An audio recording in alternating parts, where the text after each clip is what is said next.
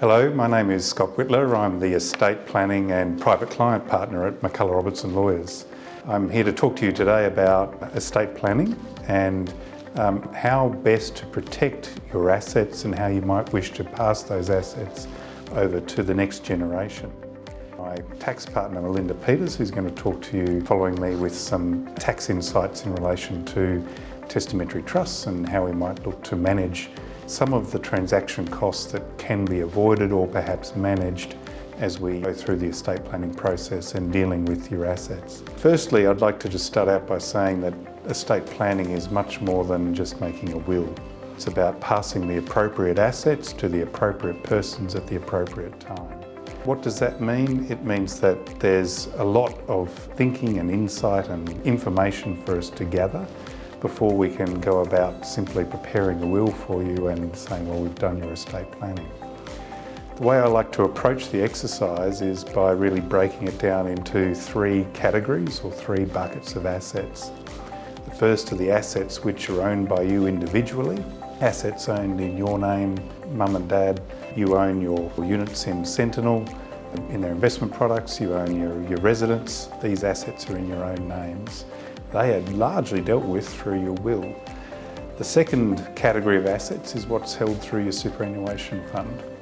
That might include some attaching life insurance, but it also may well hold various equities and again, perhaps your investment in some of your Sentinel products. Those superannuation assets are dealt with slightly differently in that they might be distributed or paid through to your estate, where they will be distributed as part of your or pursuant to your will.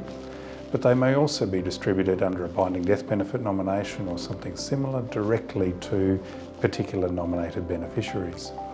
And there will be various tax consequences that go with whatever those nominations might be. If, for example, you pay your superannuation benefits over to your surviving spouse, then generally that's going to occur in a tax-free way.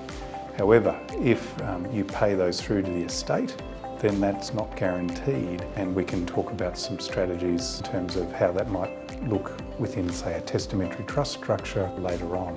The third category of assets that we need to deal with as part of the estate plan is your related entities, and that's how we manage generally the passing of control of your family trust or your company to the appropriate people. We can't gift, for example, the units in the Sentinel Unit Fund owned by your family trust. We can't say, well, I give those to my son or I give those to my daughter, because you don't personally own those. Those assets are owned by the trust fund itself. And so what we need to do through the estate plan is to make sure that we pass control of that family trust to the appropriate people rather than necessarily dealing with the assets owned within the fund itself. Having gone through that process, we then need to have a think about, well, what assets are we going to deal with?